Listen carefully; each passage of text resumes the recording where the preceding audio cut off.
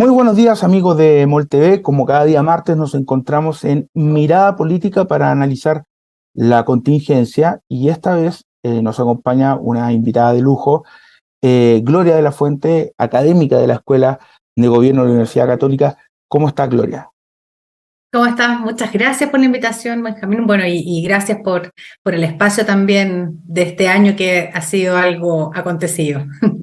Sí, llevamos 10 días y increíblemente llevamos 10 días hablando lo mismo. Lamentablemente el gobierno no ha logrado cerrar este tema, sigue abierto. Y justamente la primera pregunta apunta a la frase de ayer, la frase del momento. Si el presidente hubiera tenido todos los elementos a la vista, la situación hubiese sido distinta, de la vocera, que de alguna manera dejó abierto un tema que uno esperaba que se cerrara justamente ayer con esa vocería después de la salida de la ministra de Justicia y del jefe de gabinete del presidente. Eso no fue así. Así es, yo creo que, claro, lo que ocurrió ayer efectivamente le ha dado pie también a la oposición para persistir y yo creo que para subir la apuesta en la práctica, ¿no? Que es ahora persistir con la acusación constitucional contra la ministra. Recordemos que independiente que alguien deje su cargo, las autoridades que dejan su cargo durante los 6 meses posteriores a haber abandonado ese cargo son susceptibles de todas maneras de acusaciones constitucionales. Entonces, en el fondo, en una reacción que uno supone que era predecible. La oposición ha puesto más tensión al gobierno, le ha dicho que va a persistir con la acusación constitucional. Hay algunos incluso que no han descartado la acusación constitucional contra el presidente. Esperemos que no. Yo creo que a nadie le sirve en el mundo político que se encarajine finalmente y se pongan tensos los ánimos. Y en paralelo también ha empezado una cierta tensión, más allá de la fórmula jurídica que habría que ocupar por revocar algunos indultos, o la decisión no lisa y llanamente los indultos, con lo que ello puede significar de acuerdo al estado material en que estos se encuentran hoy en día, ¿no?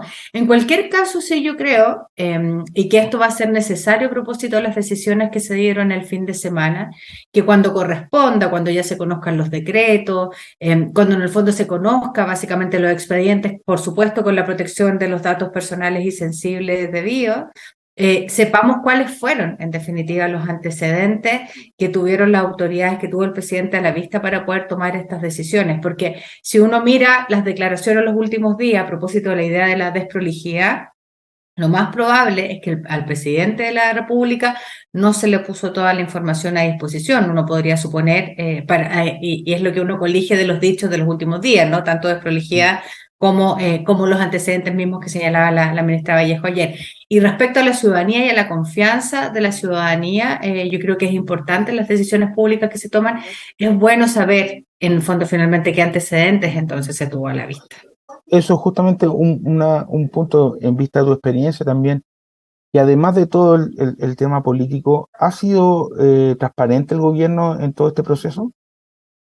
Yo creo que sí, ha habido transparencia y la propia norma de transparencia también tiene sus propios tiempos, ¿no? O sea, por ejemplo, conocer actos con efectos sobre terceros, que se llama en la ley de transparencia, supone conocer información, pero esto tiene plazos también. La ley el ámbito de la transparencia activa, particularmente cuando se trata de la publicación, ocurre en los 10 primeros días de cada mes, al mes siguiente que se han tomado, por ejemplo, decisiones. Entonces uno supone que hoy que no conocemos todos los decretos, probablemente no todos están en ejecución o no se han implementado, uno supone que en el próximo tiempo uno debiera conocer esos decretos, ¿no? Y ahí debieran estar contenidos bastante los fundamentos de las decisiones en el fondo que se tomaron, insisto, con el recuerdo de los datos personales o sensibles eventualmente. Entonces, mi impresión es que nosotros debiéramos conocer esa información, que es bueno que se conozca, pero además constituye un derecho en la normativa vigente, ¿no? Hay un debate abierto justamente que tú Ah, mencionabas. perdona, Sí, y una cosa a propósito de la transparencia. Yo creo que el gobierno en esto sí ha sido muy transparente. El presidente Boric, antes incluso de ser presidente, durante el periodo de la campaña, ya había hablado de la cuestión del indulto. Otra cosa es que probablemente a uno pueda gustarle más o menos, en el fondo, los criterios o no, si efectivamente, por ejemplo, es atendible para algunos sectores, al parecer no esta excepcionalidad que se hace con el momento en que ocurre el estallido, ¿no? Y por lo tanto, el indulto aplicado en esas circunstancias particulares. Puede haber sectores que a eso no les guste o no les guste, pero sí yo creo que el gobierno ha sido, y el presidente Boric ha sido muy transparente en señalar, esta es mi posición, ¿no?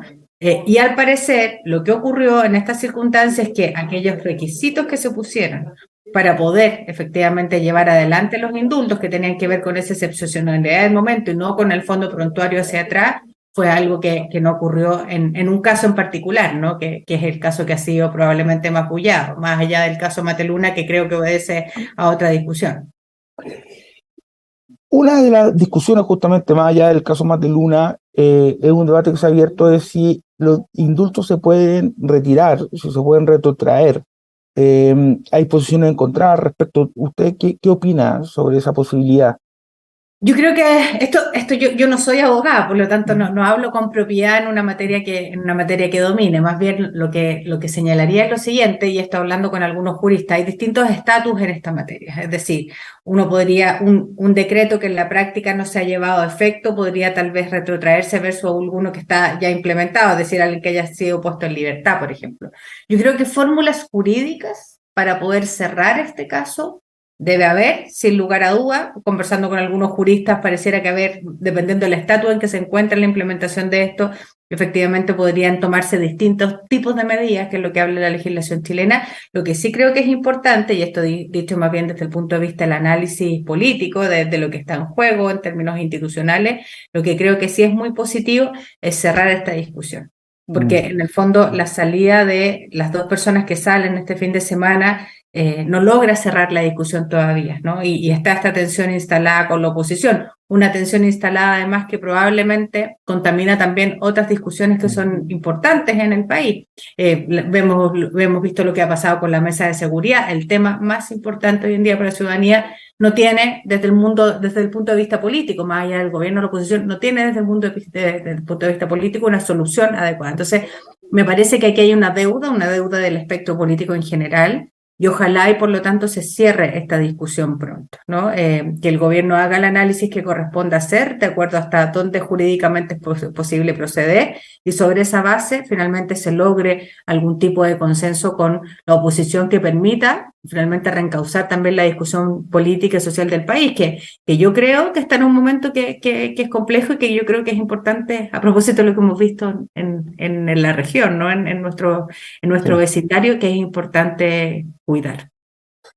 Ahí justamente a propósito del tema de cerrar la discusión, comentábamos que lleva 10 días este año y los 10 días hemos estado hablando con el tema de indulto y que el gobierno se ha esforzado en tratar de cerrarlo y no lo ha logrado. Hoy día el exministro de Justicia, Isidro Solís, comentaba en una entrevista en 24 horas que en definitiva el presidente quedó atado al destino de estos tres indultados, que a lo mejor no todos, pero al menos dos, que tienen un prontuario alto, pueden en un futuro volver a delinquir, y cuando eso ocurra, evidentemente le va a tocar de nuevo reabrir este problema, digamos, al gobierno. Es que por eso creo que es importante cerrar jurídicamente esta discusión, ya sea porque corresponda retrotraer eventualmente esa decisión, de acuerdo, como decía hace un rato, del estado de implementación, o ver cuáles son las fórmulas posibles, ¿no? Para poder finalmente enfrentar esta discusión. Porque efectivamente yo creo que a propósito del propio dicho del presidente de la desprolijidad, hubo decisiones que se tomaron que no tenían todos probablemente los antecedentes a la vista, ¿no? O que se enteró el presidente con posterioridad que a lo mejor no tuvo todos los elementos o no se cumplió lisa y llanamente con aquello que él había puesto como condición. El presidente de la República yo creo que fue muy claro en señalar que la decisión tenía que ver con ese momento específico y el indulto se justificaba en la medida que tuviera que ver con esos eventos específicos. Jamás se pensó, creo yo, y no está por lo menos en ninguna locución del presidente, que se iba a generar ese indulto a partir de personas que tuvieran un prontuario. Yo creo que eso es clave en la discusión que viene hacia adelante, lo que planteó el mismo presidente. Ahí también hay un punto y una alerta que ha levantado algunos sectores del socialismo democrático sobre la carencia que tiene el gobierno de cuadros técnicos que hubiesen permitido detectar este tipo de situaciones, estas desprolijidades. Evidentemente salió la ministra, salió el jefe de gabinete, pero se habla de que se requieren más asesores con un bagaje político, con conocimiento de cómo funciona el Estado. Ahí, lamentablemente, se genera también con esta crisis este problema que ha tenido el oficialismo de estas dos almas o estas dos colisiones que a veces se enfrentan por diferentes temas, y uno de esos es el tema de los asesores. Ujú. Mira, yo creo que el ejercicio de la política de cualquier actividad, pero particularmente de la política, requiere siempre actos importantes de humildad. Nadie es dueño de la verdad y nadie tampoco probablemente nace sabiendo un montón de actividades. La actividad política, además, en la gestión del Estado, es una actividad compleja.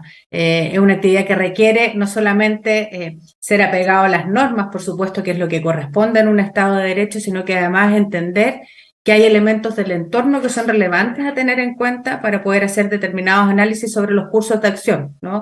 Eso uno lo aprende además con años de experiencia en esto. Y yo creo que al principio había una cierta soberbia, sobre todo yo creo que se ha ido morigerando bastante, y no lo digo desde el punto de vista del presidente de la República, porque yo creo que él siempre ha estado abierto a escuchar, a ampliar la conversación, pero sí yo creo que había efectivamente una cierta soberbia respecto al manejo de lo público, respecto a quien en el fondo acá, en el fondo nosotros traemos y somos una cosa distinta, y esa cosa distinta en el fondo supone que vamos a hacer todo de nuevo, y yo creo que esa soberbia, no es la primera vez que lo vemos con lo demás, recuerdo en el fondo también administraciones pasadas en la misma sintonía, esa soberbia finalmente termina costando muy caro, porque la lógica de no solamente generacional, yo creo que intergeneracional, a fomentar lo intergeneracional, fomentar lo multidisciplinario, no todas las disciplinas probablemente en términos del conocimiento, en términos de formación tienen algo que aportar, pero sobre todo valorar la experiencia. La experiencia en el manejo del Estado es muy importante, yo creo que es vital, ¿no? Lo hemos visto además cuando en alguna oportunidad alguien dijo por ahí, hemos hecho en 20 días más que en 20 años, resulta que eso no era en la práctica así. Uno se enfrenta en el aparato estatal con un montón de dificultades. Eso no quiere decir que se paralice, que más bien tenga que haber una suerte de retrotraimiento respecto a cómo funciona el Estado. Al revés, yo creo que hay que empujar las cosas, pero tener muy claro que la dinámica misma del Estado es compleja y por lo tanto es importante estar abiertos a escuchar, a aprender. Creo yo que se ha ido construyendo desde el cambio de gabinete en adelante con una mayor sintonía o en el fondo o mejor convivencia entre el socialismo democrático y Apruebo Dignidad, una mejor manera también de resolver las cosas y revalorar desde sectores que habían visto con bastante distancia y tal vez con mucha crítica a sectores del socialismo democrático, y revalorizar el aprendizaje y la experiencia que significa también haber sido parte de gobiernos anteriores, ¿no? No porque haya que repetir la fórmula, todos los gobiernos son distintos, las circunstancias que enfrentan son distintas, pero creo que claramente el aporte que se puede hacer gente que puede hacer gente que tiene experiencia, y lo hemos visto en el caso de Ana Uriarte, Carolina Toá, Mario Marcel, entre otros, ha sido clave para poder, en fondo, dar reconducción al gobierno también.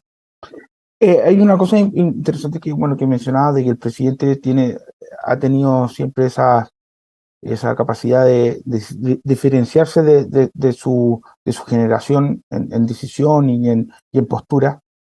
Y una de ellas es su capacidad de reconocer los errores, que es algo que ha sido permanente desde cuando era diputado, durante la campaña y ahora que es presidente. Pero cuando ya es tan recurrente ese recurso, pierde la frescura, ¿o no? No creo, yo creo que estamos gobernando tiempos complejos, y esto no solamente pasa en Chile. Yo creo que si miramos la región ya es suficientemente convulsa. Hemos estado viendo lo que pasa en Brasil, lo que está pasando en Perú, en Bolivia, etcétera, en Argentina incluso, ¿no? Entonces yo creo que estamos navegando tiempos complejos, visto desde el punto de vista de la ciencia política. Por ahí un autor, Samuel Huntington, hablaba de las olas y contraolas democráticas, y probablemente estamos en un ciclo de contraolas, ¿no? Varios informes internacionales hablan de una suerte de recesión democrática.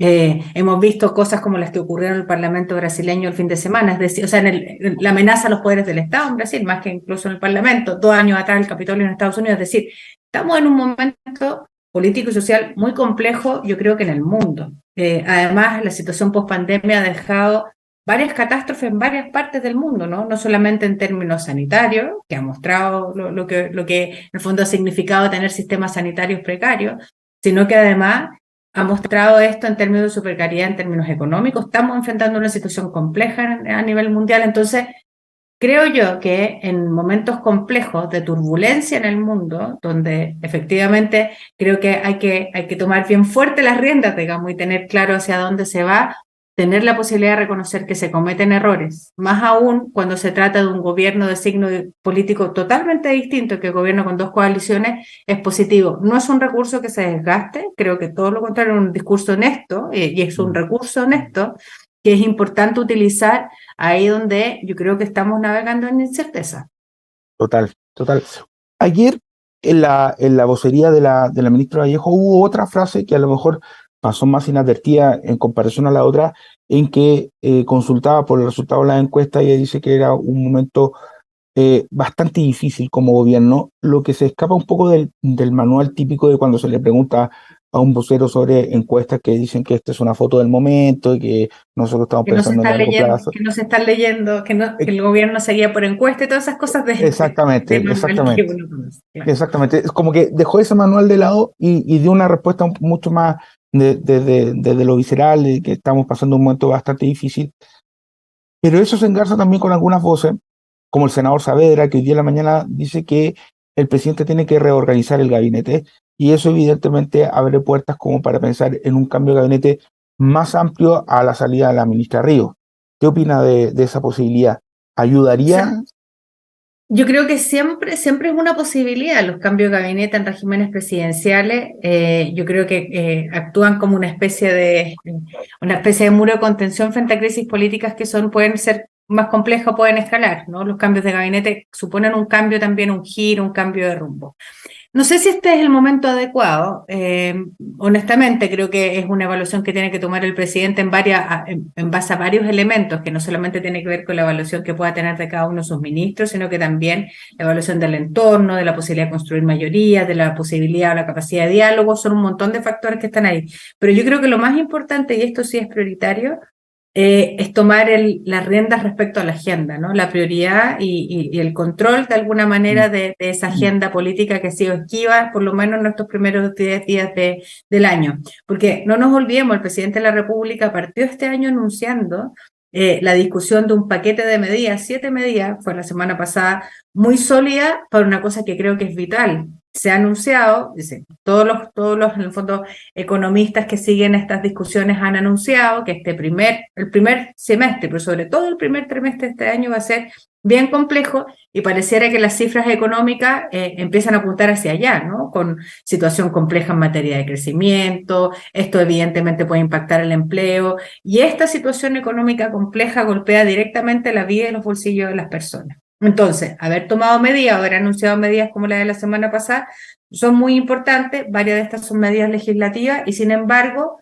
se ven poco. ¿Y por qué se ven poco? Porque en la práctica no existe posibilidad de controlar la agenda. Entonces, más allá de cambios de gabinete o no, yo creo que lo prioritario es saber cómo se generan las condiciones, y esto es no solamente la posibilidad de poner en los medios de comunicación esto, sino que el diálogo político se allane, y por lo tanto tomar las medidas que generen esa condición, que el diálogo político se allane de manera tal de poder efectivamente retomar el control de esa agenda. Es decir, es prioritario para las personas y probablemente lo van a empezar a resentir en los bolsillos, más allá de lo que ya se ha resentido a propósito de la inflación, lo que le ocurre todos los días, ¿no? Si está más caro el pan, si es más difícil acceder a alguna prestación, si el desempleo empieza a generar, en el fondo, una situación más precaria en las personas, que el Estado vaya con ayuda, que el mundo político sea capaz de responder.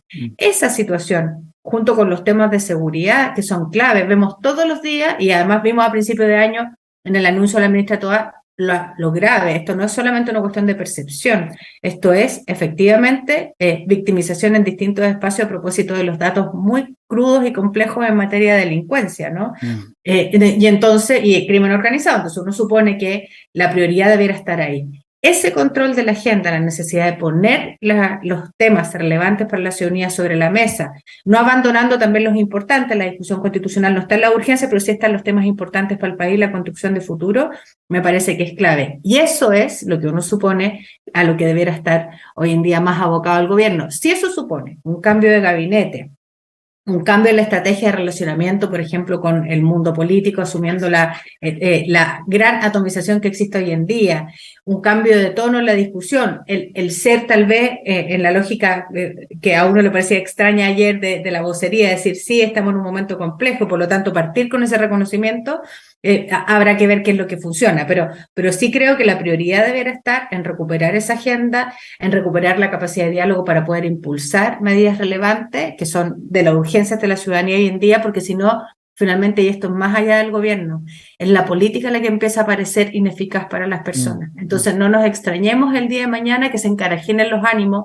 y que finalmente la gente empiece de nuevo, como mostraba la encuesta CEP la semana pasada, empieza a perder en el fondo el afecto relevante con la democracia, ¿no? Empieza a perder la confianza en la democracia, porque finalmente la democracia que no soluciona los problemas de las personas, las urgencias, pero que también, y no está preocupado solamente en los temas a largo plazo, también empieza a generar una mella en la confianza de las personas. Entonces, retomar la agenda me parece fundamental. Y el peligro porque no controlando la agenda, con caídas en las encuestas, la aprobación y políticamente debilitado después de esta crisis, es algo que le ocurrió al presidente Piñera, y cuando le ocurrió se generó un fenómeno que fue el parlamentarismo de facto, con consecuencias que todos conocemos, como por ejemplo los retiros. ¿Está ese escenario abierto para el presidente Boric? ¿Puede generarse un parlamentarismo de facto, además, como mencionaba, con esta atomización que hay en el Congreso? Sí, pero yo creo, fíjate que el parlamentarismo de facto tiene varias aristas, y varias en el fondo como mirada. Uno es, yo creo que lo vimos, sectores que buscan en el fondo relevancia o visibilidad política a través de maniobras en el fondo políticas que finalmente, que el objetivo tiene que ver más con la popularidad que con el efecto real en la vida de las personas. Todos los retiros del 10% más allá, que uno puede entender que los primeros estaban en situación de emergencia, pero todos los retiros que se presentaron posteriormente tenían más bien el afán de búsqueda de popularidad que en realidad pedirle al Estado y no a cada persona que se hiciera cargo de la situación económica en la que se encontraba el país. Entonces yo creo que ahí hubo un acto de falta de responsabilidad política bien grande, ¿no? Al que no nos podemos acostumbrar por lo demás. Y entonces creo que, pero se produce por varias cosas. Uno, yo creo que porque efectivamente, y esto es importante por la discusión constitucional, porque esto son temas muy poco sexy, muy poco relevantes y probablemente para la ciudadanía, pero que son clave. La distribución del poder es clave, la posibilidad de construir mayorías es clave. Nuestro sistema político ha ido generando crecientemente incentivos para la atomización, para la falta de acuerdo, ¿no? Esto que se ha ido valorando tanto en el último tiempo, nuestro sistema político que genera todos los incentivos contrarios a eso, ¿no? A la atomización, a la búsqueda de popularidad, del aplauso fácil, que no tiene soluciones relevantes en el mediano y largo plazo ni sostenibles para las personas. Entonces, finalmente, es demagogia, es engaño, en el fondo asociado a un discurso que puede ser muy popular, pero que en la práctica genera una mella muy importante en la vida de las personas respecto a las soluciones, en el fondo, que puedan ser sostenibles en el tiempo. Y yo creo que de eso nos tenemos que preocupar. Entonces, creo que son varios factores los que generan esta posibilidad de un eventual parlamentarismo de facto, ¿no? Que en el fondo está mal. Ahora, está mal porque en el fondo amenaza también la separación, la potestad, en el fondo que tiene el presidente de la República versus el propio Congreso Nacional.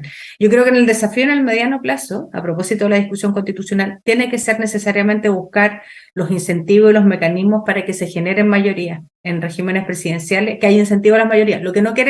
Lo que no vulnera la representación, uno puede generar representación de las distintas sensibilidades sociales, pero tiene que generar mecanismos de incentivo para que se generen coaliciones, ¿no? Y no para que se atomice el Parlamento, porque es muy difícil llegar a acuerdo ahí. Y finalmente aparecen estos actores con poder de veto que son peligrosos al final para el sistema político, ¿no? Cuando ahí donde se tratan de imponer miradas, en el fondo, que obedecen a particularismo. Eso uno, y lo otro, yo creo que efectivamente generar condiciones para que la política pueda de manera eficiente y eficaz responder a las demandas de la ciudadanía. Hoy en día, o sea, si uno lo mira desde fuera, ¿no? Si viniera desde fuera y ve que en Chile se han producido movilizaciones relevantes, que la discusión sobre las pensiones ha sido una cuestión importante, antes de las marchas, incluso del 18 de octubre, una de las marchas más multitudinarias que se había producido en Chile fue a propósito del movimiento No Más AFP, en ese minuto de la consigna, que finalmente lo que reivindicaba más bien era un cambio del sistema de pensiones, producto de el fracaso que estaba teniendo hasta ahí por los montos de la jubilación de las personas, y no hubo caso. Y llevamos años en Chile esperando, con distintas iniciativas legislativas, que haya una reforma a las pensiones, y eso no ocurre. Eso es lo que empieza a generar finalmente una mella en la institucionalidad, una mella en la confianza en las personas, en la capacidad que tiene la política y la institucionalidad democrática para resolver en el fondo los conflictos y los problemas de las personas, ¿no? Que les afectan a diario. Y ahí es donde yo creo que tenemos un desafío como país que es enorme y que yo creo que hay que tomarse muy en serio. Y ahí también aparece otro fantasma y que también abre de nuevo esta tensión que podría vivir el oficialismo, que son los autopréstamos, y que ha enfrentado la última semana al ministro Marcel, que ha sido muy crítico de esos proyectos de ley, los que han presentado los diputados. Recordemos que el gobierno también ha impulsado una idea así, pero muy distinta a la que han presentado algunos diputados, y la presidenta de la Comisión de Constitución, Carol Cariola, del Partido Comunista, y han tenido un intercambio de opiniones bastante fuerte e incluso un enfrentamiento en el Congreso. Fíjate que yo creo que hay que separar la lógica en el fondo, la lógica del parlamentarismo de facto con la legítima discusión que se genera a propósito de las diferencias. El Congreso Nacional, y esto lo digo porque en general uno tiende a pensar que en el mundo feliz, ¿no? Donde existen coaliciones que funcionan y todo, la gente no discute y no tiene diferencias de opinión. No, sí, la democracia es todo lo contrario. La democracia conviven personas que tienen distintos espacios, pero no existen mecanismos institucionales para resolver esas diferencias. Entonces está muy bien que existan diferencias, incluso siendo miembros de la misma coalición, diferencias respecto a las posturas de cómo se resuelve. El punto es que esto no sea una excusa finalmente para que nada de esto avance en la práctica, ¿no? O que se termine transformando en el gran talón de Aquiles que finalmente termina generando la imposibilidad de llegar a algún tipo de acuerdo.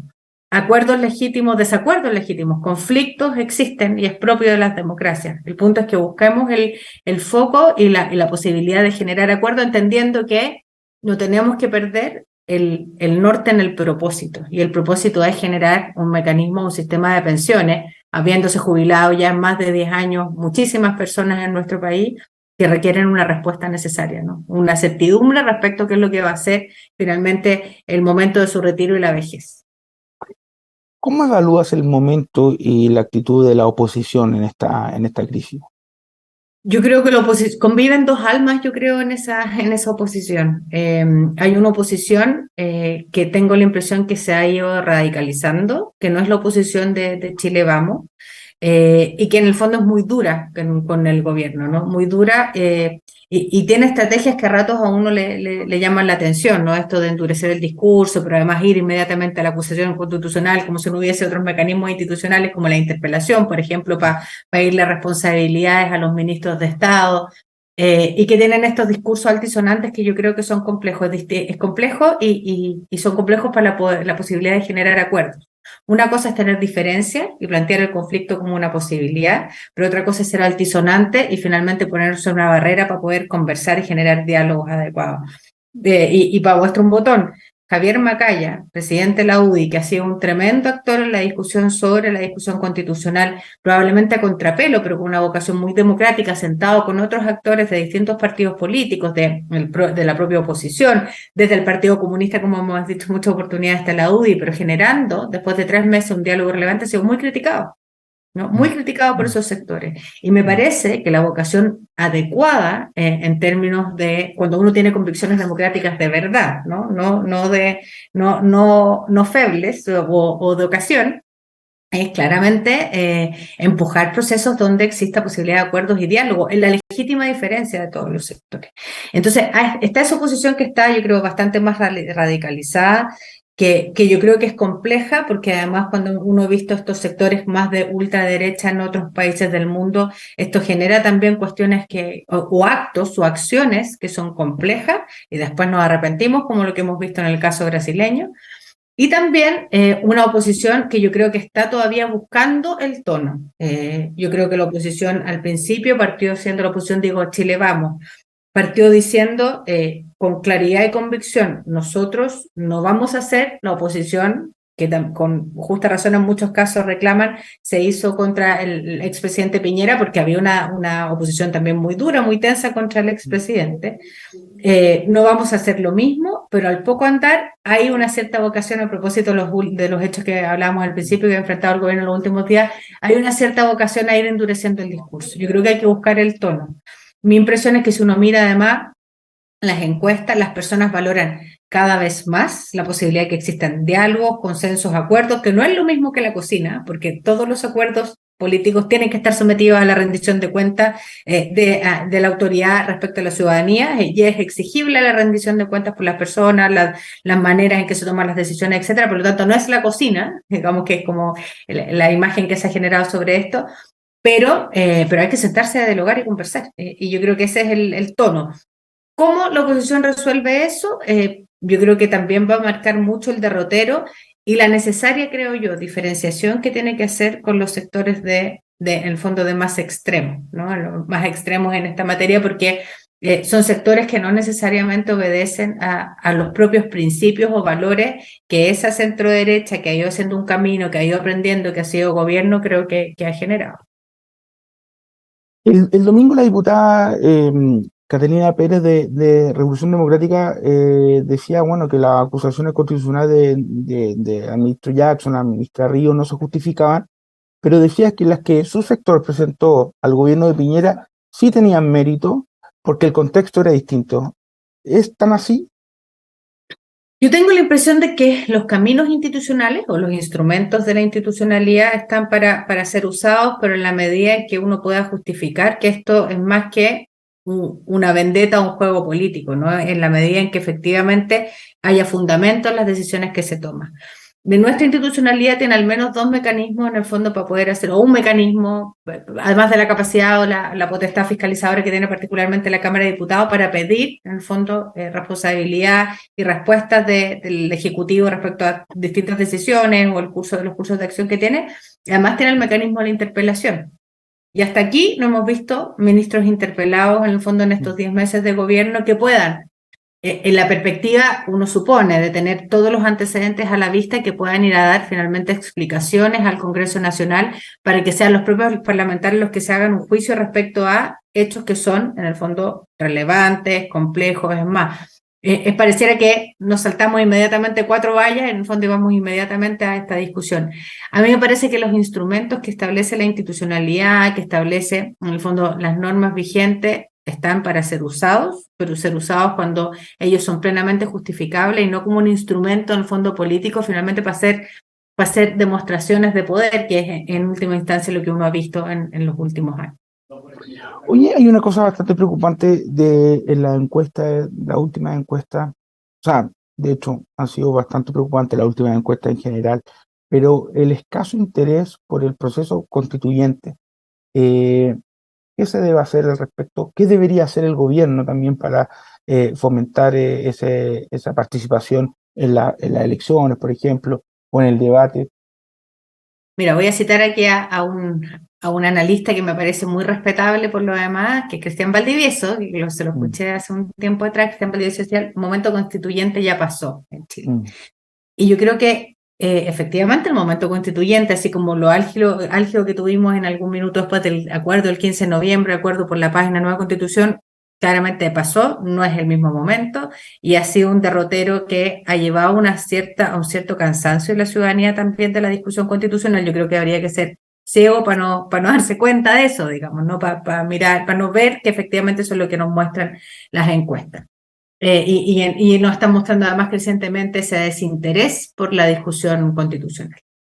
Ahora, eso no quiere decir que la discusión constitucional no sea importante. De hecho, probablemente a la vuelta de la esquina, y a propósito de la recurrencia permanente sobre reformas estructurales al Tribunal Constitucional y la traba que hubo para hacer muchísimas reformas en el fondo relevantes en el país, pasa a ser una discusión fundamental. Entonces, tener que resolver el dilema constitucional, tanto en el fondo en qué cosas en el fondo es posible avanzar con un nuevo texto constitucional, pero también cómo reconstruimos las relaciones de poder, que finalmente es el diseño que hacen todas las constituciones del sistema político, que, como decía al principio, es un tema poco sexy, pero pucha que es importante, lo hemos visto así como en el fondo presencialmente en los últimos años, no lo hemos visto ahí, hemos visto evidentemente como eso en el fondo genera mella. La necesidad de responder a derechos sociales, por ejemplo, que es algo que independiente de la baja hoy en día que tiene la discusión constitucional es clave para poder garantizarlos después, yo creo que es parte importante de la discusión. Entonces, reconociendo que la discusión constitucional ha ido perdiendo relevancia en el debate público respecto a otros temas, sigue siendo un tema no urgente, hablábamos de las urgencias, pensiones, el tema de seguridad, el tema económico, que están ahí en las urgencias de la ciudadanía, hay que responder a ellas, pero sigue la discusión constitucional siendo un tema importante al que hay que atender precisamente porque la sostenibilidad de un nuevo modelo político, económico, un modelo de desarrollo, una mirada además que sea una mirada compartida por distintos sectores, en el fondo que nos permita pensar en que como país nos vamos a pegar un salto, depende de la discusión constitucional, no de la discusión normativa una a una. Entonces, el mundo político yo creo que tiene esto la responsabilidad de justamente y transversalmente ofrecerle al país esa mirada de su futuro. Y esa mirada de futuro tiene que ver con esta discusión.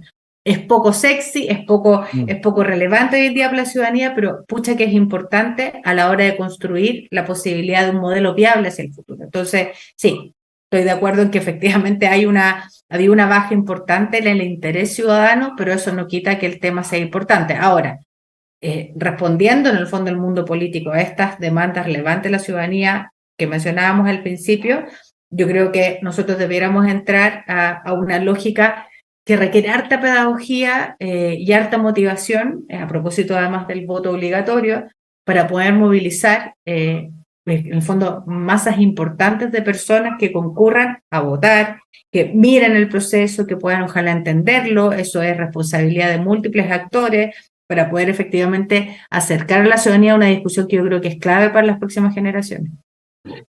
Mencionaba, bueno, que hubo este asalto a los poderes del Estado en Brasil.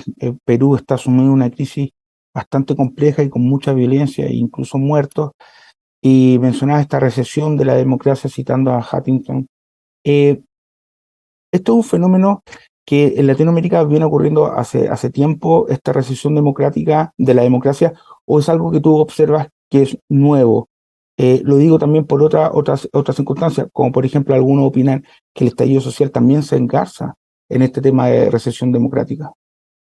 Yo creo que lo de Huntington es más bien de olas y contraolas. Lo de la recesión democrática es a propósito de un reciente informe de Idea Internacional que entre otras instituciones, hace poco tiempo atrás hubo un foro en Luxemburgo de la OCDE sobre el tema de la democracia. Y también la discusión que se plantea ahí es que todas las democracias, particularmente las democracias liberales del mundo, están enfrentando crisis de desconfianza en las instituciones que es bien compleja, y lo hemos visto en Chile también. Otros informes, como estoy pensando el The Economist, que hace un informe mundial y anual sobre el estado de la democracia, viene advirtiendo ya hace varios años la emergencia de regímenes populistas en distintos lugares del orbe, viene advirtiendo también una cierta recesión democrática, en el fondo retrocesos democráticos en algunos países, a propósito, por ejemplo, que en algunos lugares se extendieron de manera injustificada, por ejemplo, en las medidas de excepción constitucional que coartan libertades individuales, y eso es una amenaza a las democracias liberales. En fin, hay la situación propia que provoca la pandemia, ¿no? Con vulneración de derechos, etcétera. Entonces, hay una situación que yo creo que veníamos mirando en el mundo, en esta lógica de las oleadas sobre las democracias, pero que post pandemia, por la situación económica, por en el fondo el déficit económico que genera, por la propia develación de la precariedad en muchos casos de la capacidad sanitaria, por el propio efecto que tienen las sociedades, los confinamientos en el fondo que son prolongados, y por lo tanto la situación en el fondo, incluso como a nivel en el fondo de salud mental, digamos, que se provoca en los países, yo creo que ha ido generando un cuadro que veníamos observando, pero se ha ido agudizando. Entonces, no es raro ver en varios países del mundo cómo empiezan a retroceder, empiezan a aparecer, por ejemplo, este tipo de fenómenos, ¿no? Fenómenos que ya no son propios de una movilización o del normal ejercicio o manifestación de la ciudadanía, porque el derecho a protestar es un derecho que está garantizado en las democracias, sino que ya lisa y llanamente obedece en el fondo a la posibilidad o a la necesidad o a la búsqueda de derrocar a los gobiernos, ¿no? Y por lo tanto, y derrocar a la institucionalidad. Eso es otra lógica que no está dentro de los cánones o los valores de la democracia. Y eso uno empieza a mirar crecientemente en distintos países, ¿no? Ese tipo de discurso que finalmente fomenta la violencia, fomenta el odio también y que empieza a ser muy complicado, ¿no? Y frente a eso, creo yo, el Estado de Derecho tiene la obligación de defenderse y porque además es parte de la potestad que se le confiere, ¿no? En las leyes, en las propias constituciones, y entonces yo creo que hay ahí una deuda pendiente todavía. Gloria, muchísimas gracias por acompañarnos y por esta conversación y espero que durante el primer semestre nos volvamos a encontrar en Mirada Política, en otras circunstancias, evidentemente. Y mejor esperemos con un diálogo político más abierto, además. Totalmente, totalmente. Bueno, y a todos ustedes los dejo invitados a seguir en la transmisión de EMOL TV y también informándose en emol.com y nos veremos el próximo martes.